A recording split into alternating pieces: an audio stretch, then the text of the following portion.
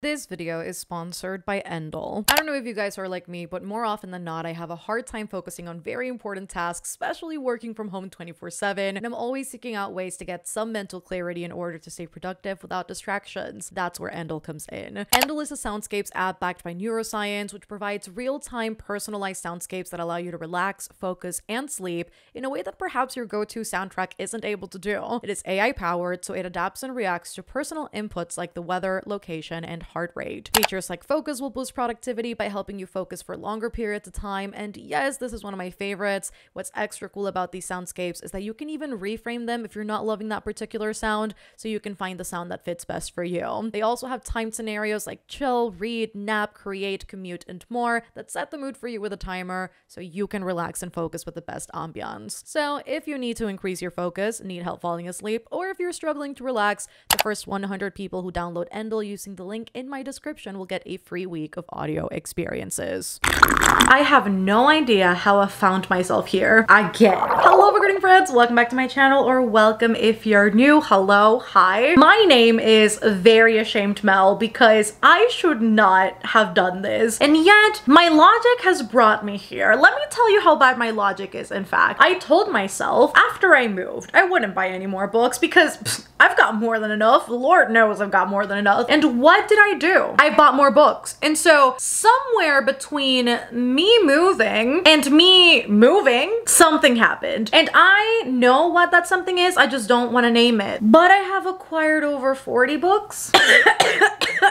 The universe has punished me for my sins. Anyway, that's not the point. The point is I have acquired a lot of books, as you do. And between consumerism, lack of self-control, and compensating for the books I didn't buy in the process of me moving, I bought books. Like, I don't understand how that makes any sense, but we've gotten here. And we're just rolling with it because I don't know what else to do. That being said, the purpose of today's video is to talk about all of the books that I have acquired. I want to say recently, but not that recently. This has been in the course of the past almost 3 months, so not all that bad, all things considered. If we take the math, this is a massive book haul, huge book haul, however you want to call this. So let's talk about them, let's haul them, and let's see what happens. And if you've acquired any books recently, also just let me know so that I can feel a little bit better. And if you haven't, what does it feel like to be the chosen one? So starting out strong with a book that I actually didn't buy, but it was sent to me by the publisher, so we're just gonna start out good up until I need to blame myself for these decisions. However, I was not expecting to receive this package, and I will literally insert a video right here of me opening this, because when I tell you guys, I was not expecting to receive this. It was just so unexpected to see this in the midst of all of my other packages, and that is Foul Lady Fortune by Chloe Gong. I am super excited about this one. It is the spin-off to These Violent Delights, which you guys know I very much love. This is set a few years later, still in Shanghai in 1931, and we follow Rosalind, who is Juliet's cousin, in her own adventure. We also, I believe, follow Alisa Montagova, who is Roma's sister. So we are going to follow a completely new set of characters. I believe we're getting a whole different cast, but still with some characters from These Violent Delights, the duology. Rosalind is now an assassin, and she is putting these skills to good use for her country. There is a series of murders happening in Shanghai, and it is believed that the Japanese, because of their invasion march, are behind it, and Rosalind will be put to the task to potentially solve exactly what is happening. And if These Violent Delights, with the social commentary and with all of the history behind it, is anything to go by, I am super, super excited to experience this too. Also from Simon Teen is Love and Gelato. This, I know, recently got a Netflix adaptation, and I am curious about both, so we'll see what happens. And we follow our main character, Lena, as she goes to Tuscany for a summer, I believe. Yes, a summer in Tuscany, and she is there to meet her father, who was very much not a part of her life growing up, but it was her dying mother's wish that she meet her father and form a relationship with him. That is the very last thing she wishes to do while she is there, so I guess this will dive into that relationship. I'm sure this will be a romance. Yes, the ever so charming Ren. I'm sure this will be a cute summer read. Next up is a choice that was actually influenced by Leo over at the book Leo, and that is Trick Mirror. I saw her talk about this book in her Hot Summer Girl, what's the terminology? Hot Girl Summer Reads. She talked about this book, and I just thought it sounded super interesting. I believe this is a collection of essays, if I am not mistaken. Yes, and it's a collection that tackles the conflicts, contradictions, and sea changes that define us and our time. time. And I don't think I have read, well, I've read My Body, but beyond that, I really haven't read many collection of essays, so I think this is going to be super interesting. And when it comes to these types of books, I much rather go into them without having a lot of knowledge. And in general, I think I'm getting better at going into books without really knowing a lot. Sometimes it's disappointing, sometimes it delivers, you know, you never really know what you're getting, but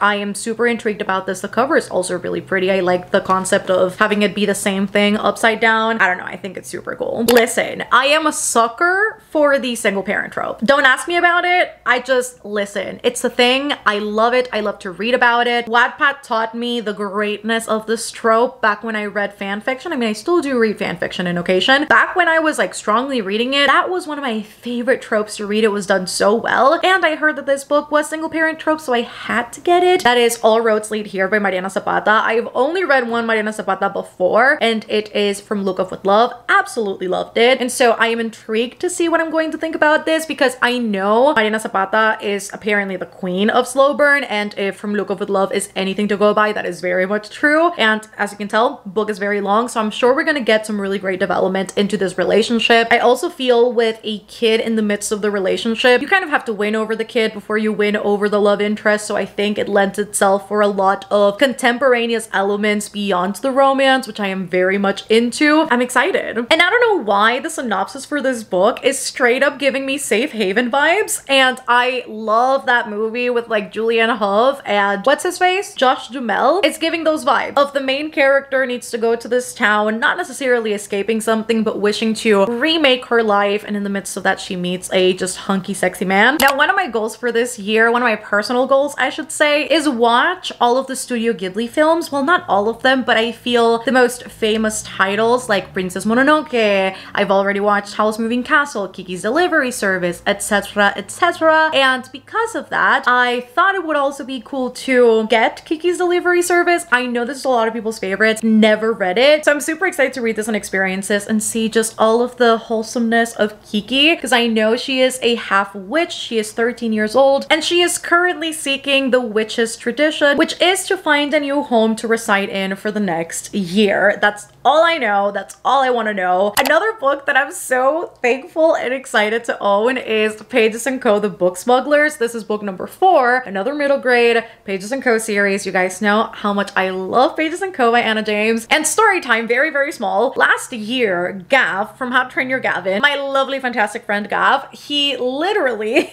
sent me a care package full of books. In that box was supposed to be a signed special edition, personalized by Anna James, and I received the box and everything was in there except for this book. I never found it, and that was the end of the story up until this magically showed up at my doorstep, because he literally got me another copy and he sent it my way, and it is I could cry.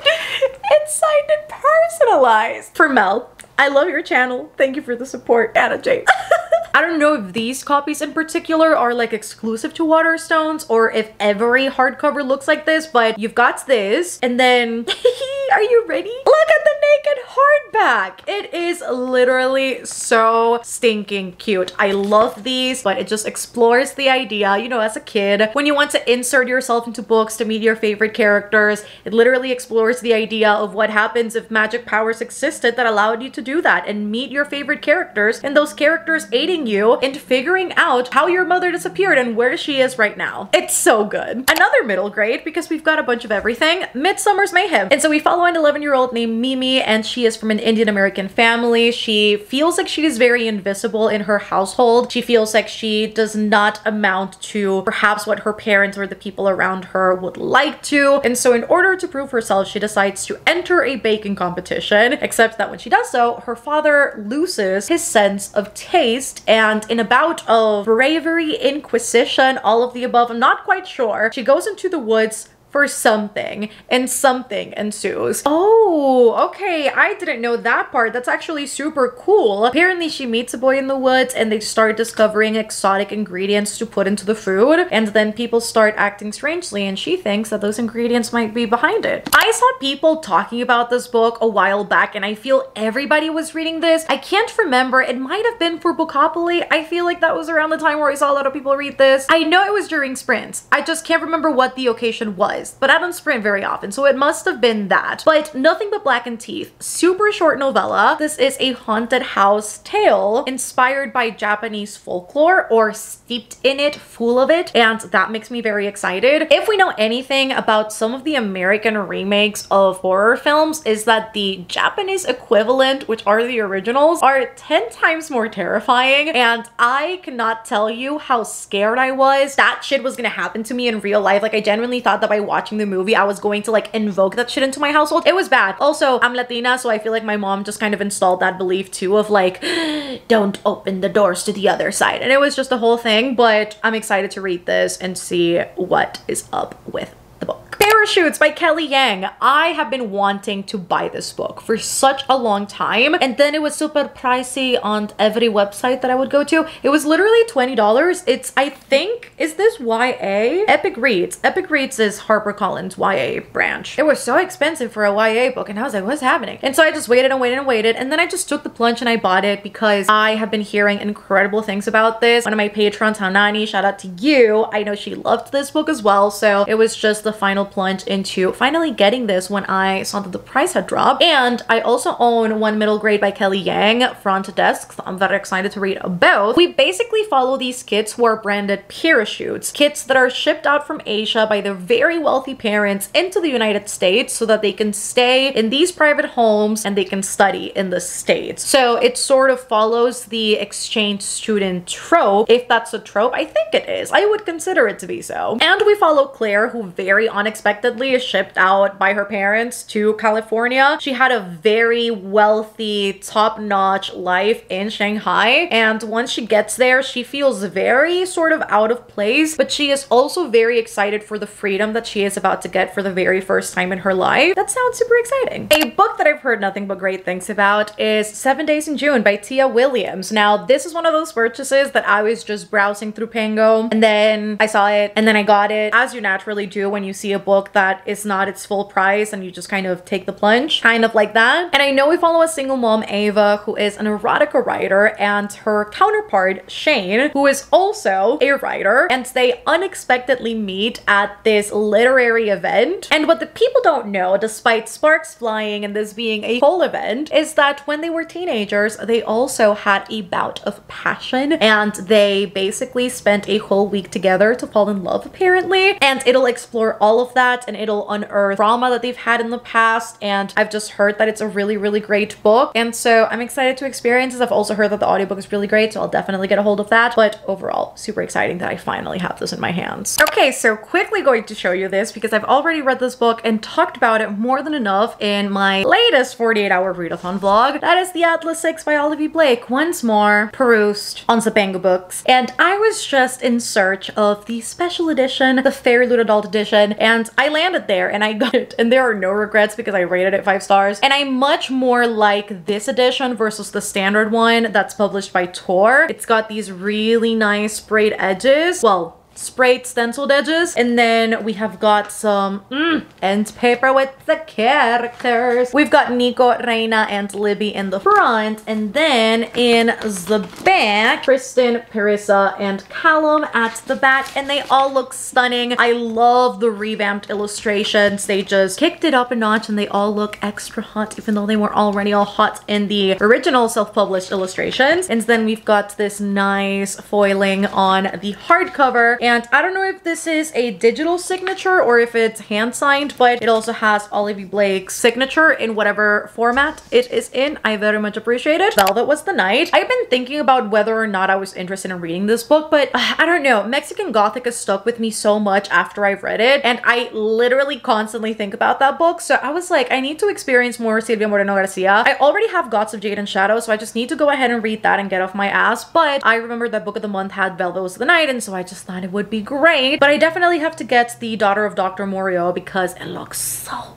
good. I'm excited about it. And I think this is what finally caught my attention at the bottom of the synopsis. Velvet Was the Night is an edgy, simmering historical novel for lovers of smoky noirs and anti-heroes. It just sounds super cool. I know we follow Maite, who is a secretary, and she does not want to do any of that. She loves for her romance. I think it's a romance magazine, but she loves reading it. She lives for it. And suddenly her neighbor Leonora goes missing out of nowhere. Super mysterious disappearance. And then we also have another main character, Elvis, who loves rock and roll. The pun in that is also fantastic. And he is an eccentric criminal who is after Leonora and figuring out exactly what has happened to her. And from a distance, he observes Maite, and they now will team up together to try and find her and find out exactly what the hell is happening. And if Celia Moreno Garcia has anything to judge by, I am sure it'll be entertaining and potentially have loads of commentary, especially because it's historical. Maybe You Should Talk to Someone is another book that I got. Now, the reason why I got this is because I already have the audiobook from Audible, but I thought it's nonfiction, more along the lines of a psychology nonfiction book, and so I thought maybe, perhaps, most likely, there will be some sort of content in here that I'll love to underline, keep in mind, and just sort of tab so that I remember it and I can refer back to it. And so for that reason, I just decided to spend a credit on this because I've got a bunch of accumulated credits. And so I decided to just get this. Love In Other Words. I had to get this mostly just because of the cover rebrand. Because this cover is so cute. The other one I didn't like. It was not pretty. And so I saw this cover revamp and I was looking for it everywhere. I couldn't find it. I was going through Amazon. I couldn't find it. And then I realized that I guess this is a bookstore exclusive. I'm not sure. I had to order it from Barnes & Noble, but it's got a trope that I very much enjoy and I don't read a lot of, which is friends to lovers. And so we follow Macy, who is currently working her butt off as a pediatrics resident, and she is too busy planning a wedding to a man that she is not with. In fact, she is single, but she is planning her dream wedding to a big, sexy, hunky man when she stumbles upon Elliot, the first and only person she has ever loved or person she grew up with, and the person that literally broke her heart the same night he confessed his love for her. It sounds very messy, and I can't wait to see what that's about. And the synopsis does say that this has got alternating timelines, which is one of my favorite things to read, especially in romances. I think it works incredibly great. It just gives us further insight into these characters and their lives and why their dynamics work the way that they do. Now listen, I don't know what happened here, but it is a mystery I still have yet to solve. So I bought Homicide in Halo Halo, which is the second book in the Cozy Mystery series by Mia P. Manansala, who is the author of Arsenic and Adobo, a book that I am very excited to read. In fact, I was supposed to buddy read that with Liv when we both got it, and do you think I did that? I didn't. I was getting my hair done, and so I was too busy talking to my hairstylist. And then when I was packing all of my books to move, and I was, I put out my on-haul pile, books that my mom was going to keep, mostly for decor, and just books that I was going to give to friends and everything, I think I might have placed Arsenic and Adobo in the wrong pile, because I realized after I bought this and I started to search my shelves because I was like, holy shit, I don't want to read Arsenic and Adobo. Guess what? I couldn't find Arsenic and Adobo. So I don't know where I left the book. I don't know where I put it. So now I have to get another copy of it. So that's something I have to get. And now I have the second book. Listen, there are very few people that will talk about a book and I will want to buy it. And one of those people is Nani. Peachy Sage on Instagram. Miss Nani. Love her to death, my Latina queen. And she was literally talking about Kingdom of Back by Mary Lou. And what do you think I did? I bought Kingdom of Back by Mary Lou. Now, I have heard really great things about this one. I know it is a Mozart retelling. I believe it's the sibling of Mozart. Born with a gift of music. If I butcher this name, I'm very sorry. Nannerl has just one wish, to be remembered forever. But even as she delights audiences with her masterful playing, she has little hope she'll ever become the acclaimed composer she longs to be. The talents of her beloved younger brother Wolfgang seem to shine brighter. His brilliance begins to eclipse her own until one day a mysterious stranger from a magical land appears with an irresistible offer. He has the power to make her wish come true, but his help may cost her everything. So it is a fantasy, and I will just go out here on a limb and say, assume more than anything, that this will most likely have purple prose, and I'm here for it. I can't imagine a world in which you're writing about music and it is not somewhat lyrical. I will blame most of these decisions on I wanted more paperbacks.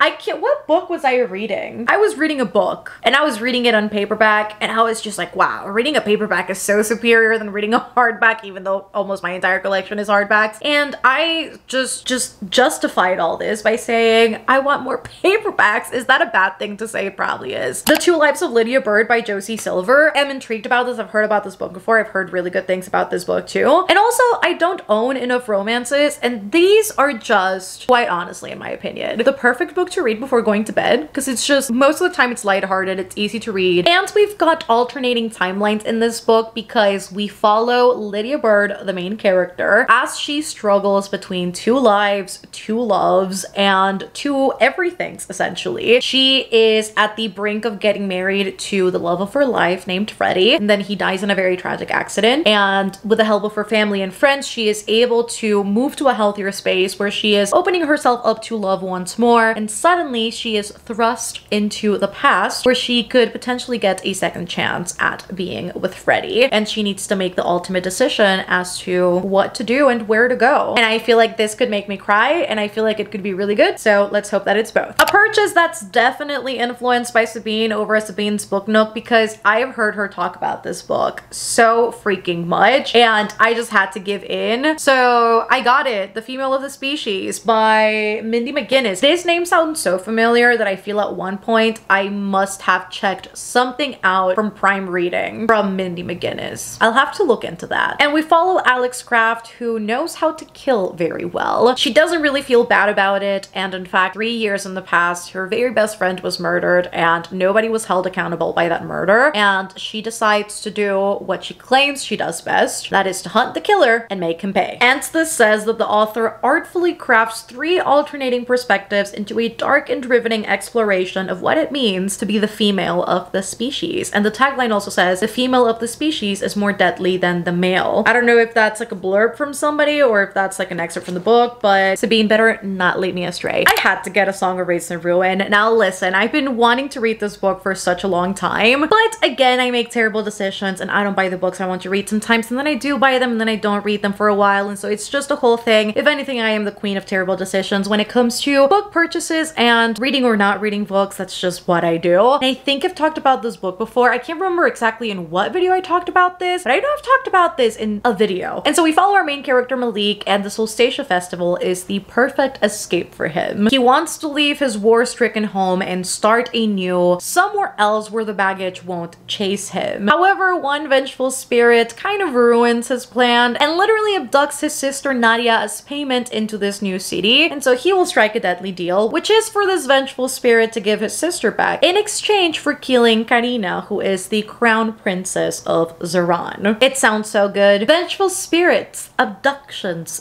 deals, quests, deception. It all sounds so good and I'm excited. I say I'm excited about everything and I promise to you that I am, but I need to stop saying it so much. The Silence of Bones by June Her is a book that I've been wanting to get for such a long time. However, it was only out in hardcover and I would much rather buy me a thriller or a horror or whatever it is in paperback format. There's just something deeply satisfying about it, and I much rather just read them that way just because it's easier. You can carry them places and it's more convenient. And listen to the tagline. I have a mouth, but I must not speak. Ears, but I must not hear. Eyes, but I must not see. 1800 Joseon, Korea. Homesick and orphaned 16-year-old soul is living out the ancient curse. May you live in interesting times. Indentured to the police bureau, she's been tasked with assisting a well-respected young inspector with a politically charged investigation into the murder of a noblewoman. But in a land where silence and obedience are valued above all else, curiosity can be deadly. I have heard really great things about June Her's writing. I believe this is the same author of The Red Palace, if I'm not mistaken, which I do have on my radar and I still do need to buy. Kind of thinking now of waiting for the paperback release, but I have heard really great things about this. I'm really thrilled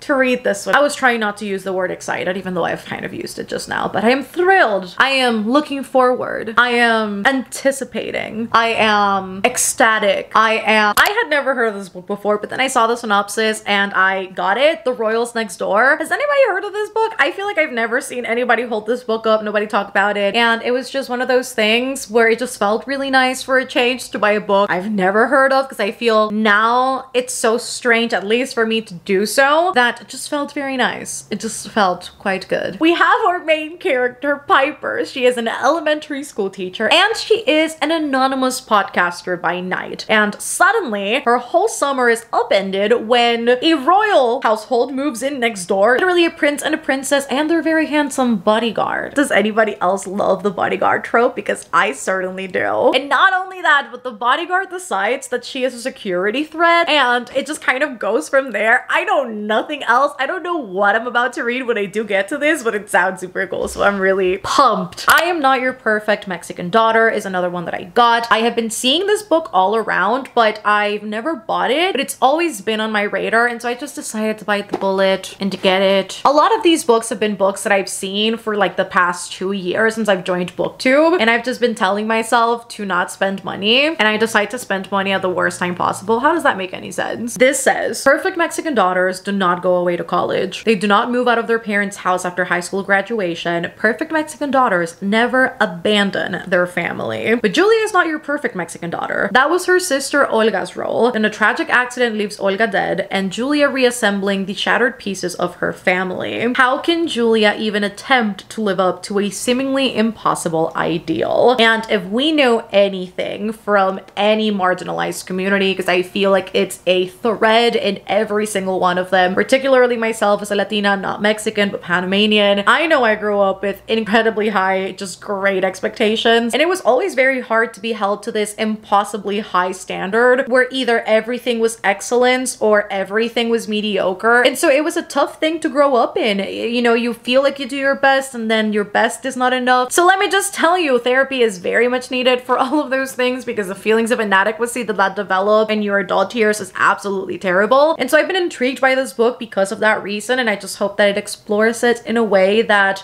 does this conversation a lot of service, because there is many a thing that I just wish we break out of as we move forward generationally, because the generational trauma is always a big thing. And so I am hoping that this book just talks about that. They Never Learned by Lane Fargo. Hello. I've already read this, but I recently bought it. It is our Patreon book club pick for the, well, it is not the Patreon book club pick. It is one of the Patreon book club picks for the month of July. I've already read this, but we essentially follow Scarlett, who is a lady killer. Quite literally, she works at Gorman University and she hunts super evil, terrible men not for a living, but it feels like she does live for that, kind of. And as she prepares for her biggest kill yet, things really don't go as planned as she thought she had them, and she starts getting involved in a very serious investigation in the hopes of kind of clearing everything away, and it literally just descends into madness. The City We Became by N.K. Jemisin. Now listen, again, bad choices. Have I read the Broken Earth trilogy yet? No, and I'm calling myself out before people call me out, so this is just where I'm at. I don't know what to say, but let me read the back. Every great city has a soul. Some are ancient as myths, others are as new and destructive as children. New York, she's got 6. And all 6 will be called to arms in the greatest battle the city has ever fought. I've literally heard amazing things about N.K. Jemisin's writing, and I don't know, I can't remember if this is supposed to be a standalone, a duology, I don't know what the deal is,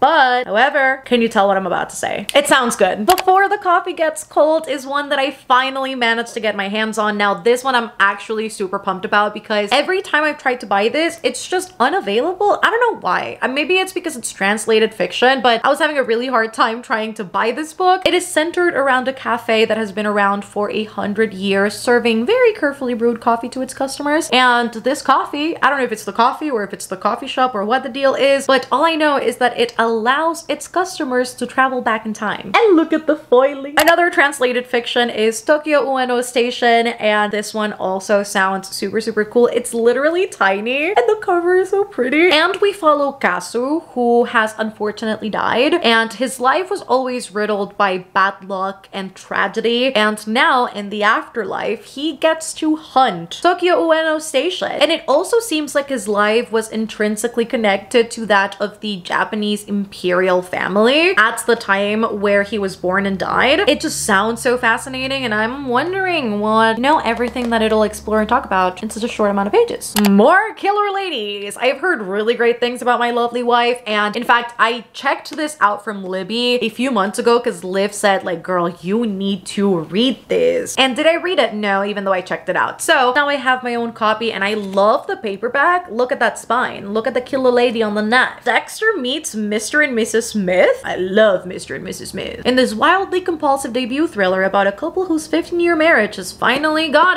too interesting. Looks like she about to go into the kitchen and kill the husband. We'll see about that. And because I went down the Olivia Blake rabbit hole, I got Masters of Death. I got a few of Olivia Blake's works just because I need to experience them all. I don't know why my order for Alone with You in the Ether has been refunded, even though technically the order has been shipped. So there's a possibility the book might never get here, but I'm hoping that it does. It's about a real estate agent, only the real estate agent is a vampire, and the house she has to sell is haunted, and the ghost haunting the house has been murdered, and he has no idea how he died. This book is also about a medium, and though this particular medium is definitely a shameless fraud, he isn't entirely without his uses, since he's actually the godson of death. It sounds so original. Like, I've never heard a plot like this, and I've heard really, really great things about this. I think more so than the Atlas 6, I feel like. And I also saw that Mina recently started this for MelReads, and she was loving it. And so listen, I'm ready. I have been waiting for these pre-orders for literally forever, so finally having them in my hands is super surreal. When were these first announced? I can't remember if these were announced last year or towards the beginning of the year, but point is, as soon as they were announced, I bought them because that's just who I am. And that is the Penguin Classic collection so far of Marvel comics. We've got Black Panther, and look at that. Foiling is stunning. We've got literal gilded edges. We've got some really, really great end papers as well. And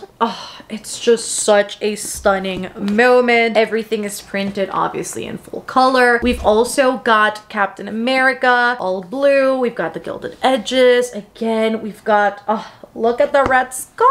We've got some really, really great end papers as well. And last but not least, we've got El Hombre Araña, El Hombre Araña. I'm singing the Spider-Man theme song. Anyway, we've got Spider-Man, which is arguably my favorite. I just think the gold on red just looks so good, obviously. And look at the creepy Green Goblin and Dr. Octopus. Of course they're here. These editions are so pretty. I just had to get them, and I am glad that I have them, and I hope that they add more. A box set that I bought quite recently, may I add, because with my Patreons, we are watching the entirety of Avatar: The Last Airbender. And of course, I've been eyeing these for a while. Actually, I think I've been eyeing these for more than a year. I've been hesitating, especially because I started Atla and then I never finished it. Mostly just because I struggle with series in the same way that I do book series. But I bought the Rise of Kyoshi book set because everybody loves Kyoshi, and I need to know. I need to see it. I need to read it. I also think it's super cool that they've got Avatar comics, and they've just got books that are canon that complement the series, and these books as well. So I just think it's super cool that, you know, people get this moment, and I'm ready to experience these, and also the covers. Yes. Everybody has been raving about the Dandelion series, I think it's called, by Ken Liu, and of course I had to buy the Grace of Kings. Now, I thought this cover was like exclusive to those really stunning but incredibly expensive special editions that they did, and I found that the UK paperbacks, I ended up getting this instead just because the price was ridiculous, but they were stunning though. Those stenciled edges, I know I'll regret it in a year or two. Depending on how I like this, I'll probably regret it. Emperor Mapilire was the first to unite the island kingdoms of Dara under a single banner. Now the emperor is on his deathbed. His people are exhausted by his vast conscriptive engineering projects, and his counselors conspire only for their own again. Even the gods themselves are restless. Now listen, you guys know me, you guys know what I like, you guys know what I'm into. Deities and gods in fantasy stories are definitely one of those. A wily, charismatic bandit and the vengeance-sore son of a deposed duke cross paths as they'll lead their own rebellion against the emperor's brutal regime. Together they will journey to the heart of the empire, witnessing the clash of armies, fleets of silk-draped airships, magical books, and shape-shifting gods. Their unlikely friendship will drastically change the balance of power in Dara, but at what price? Shape-shifting gods, they're getting involved, we're gonna see it firsthand, and I am, you know exactly what I am. Sweet Bean Paste is another translated fiction that I ended up buying also because of Nani, and I think it was mostly just the little tagline that got me. A charming tale of friendship, love, and loneliness in contemporary Japan. The theme of loneliness is always really interesting to me just because I experience loneliness not very often, but I think when I do, I feel it very strongly. This job is very isolating. I've talked about it before with friends, but we literally edit, read, film all by ourselves, and when that is all that you do all day, every day, or not necessarily all day, every day, but when you do it, it takes long periods of time, and it can be quite lonely when this is pretty much all that you find yourself doing most of the time, and when a lot of people don't understand. And so, you know, I'm not looking for the theme of loneliness in the scope of, you know, media and jobs in the media, but particularly just the theme of loneliness. I think the exploration of it is quite interesting to me, and so I'm here for it. Sentaro has failed. He has a criminal record, drinks too much, and his dream of becoming a writer is just a distant memory. With only the blossoming of the cherry trees to mark the passing of time, he spends his days in a tiny confectionery shop selling dorayaki, a type of pancake filled with sweet bean paste. Until, that is, Tokue comes into his life. An elderly woman with a troubled past, she makes the best sweet bean paste Sentaro has ever tasted. The unlikeliest of friendships blossoms, but it will take all of their resolve, plenty of pancakes, to protect themselves when Tokue's dark secret comes to light. The only reason why I did this was because I found the Halloween edition. It's literally the only reason. Now listen, I am interested in very few King books. However, Misery is one of the few that I read the synopsis for, and I was like, you know what? Both in the spirit of getting a really pretty edition and also in the spirit of just buying a book that sounds interesting, let's do it. And all I know is that we follow a very famous author and a super fan of his, and that leads to Misery. That's literally all I know about this. I don't know anything else, and I feel like if I go into this as blind as I'm going into it, I will be blown away, just because if King is anything to go by, it's probably going to be literally crazy. So I don't know. This was an impulse purchase. It was. It really was. The Summer I Turned Pretty. Is this backwards? It is backwards.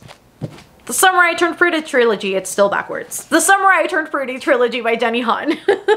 This was an impulsive purchase, and let me tell you why. The show came out, and I feel the want and need to read this before I watch the show. When will that be? How will I know? I will. I don't know if I will, or when I will, rather. Because I will, because I bought them, but I don't know when. And I know there's a love triangle with brothers, and a summer where she turns pretty, and a summer where she is without you, and a summer that will always reaffirm that they will always have summer. I'm so excited about this one. Oh, you guys know this is one of my most anticipated releases, so I obviously had to get it. Once Upon a K-Prom by Kat Cho. It explores the idea of an idol taking a girl to prom, particularly an idol who was childhood friends with said girl, and he made her a promise to take her to prom, and he is here to fulfill his promise. Except that I will assume everybody's watching, because when are they not watching idols and their every move? And so I'm sure this won't be that easy, but it's gonna be so good because Kat Cho, she is that girl. Two books that you're going to see in this Sunday's reading vlog. However, I did buy them kind of recently. Funny You Should Ask by Alyssa Sussman. Now, I bought this because of TikTok, just because TikTok was raving about this so much, and I gave into it. And it follows Chani Horowitz, who is a journalist, and she gets the opportunity of a lifetime to interview the new James Bond, Gabe Parker. And they have an interview, very unusual interview too, because it spans across 3 days, and everybody is just wondering exactly what happened during those 3 days. So she becomes quite notorious for carrying out this interview. And then fast forward 10 years, they are both divorced. They have made their lives the way that they have. They're both successful in their own measure and with their own struggles as well. And she also gets the opportunity now, present time, to interview him again, potentially solve everything that was left unsolved in the past. Now, this is just a special edition that I got, and I've already talked about this book before, but Book of Night by Holly Black. Now listen, I was not planning on getting a special edition of this book, especially before I read it, because I've been hearing so many terrible things. I wasn't too sure, but I found a really fairly priced edition on Pango Books, and I saw it and I was like, listen, I am paying essentially what the box is worth, maybe a little bit less. I'm not quite sure what the conversions are, and I saw the price and I thought it was perfect, and I gave in and I bought it without having read it. Was it a risk? Yes. Did it pay off? Stay tuned and find out. I also rebought Mistborn Era 1 by Brandon Sanderson. And the only reason why I did this insanity, because I already own the gray anniversary. Oh my god, the Atlas 6 scared me. Anyways, I am redoing the entirety of the Mistborn vlog that never saw the light of day last year, and I just want to start fresh with new copies. And also the gray editions, for as pretty as they are to collect, they are not comfortable to read. Also, just because, let me blame Erin for a second. I shouldn't, but let me just blame Erin for a second from Booked and Busy, because I thought these covers were hideous. And then I saw her holding them up and she was like, oh my god, I just reread The Hero of Ages. And I was like, why do they suddenly look pretty when she's holding them up? She's not to blame. I'm to blame. Okay, another purchase influenced by Liv. We were literally talking on a video call as I bought this just because that's who I am. It's not who I am, but it's who I am.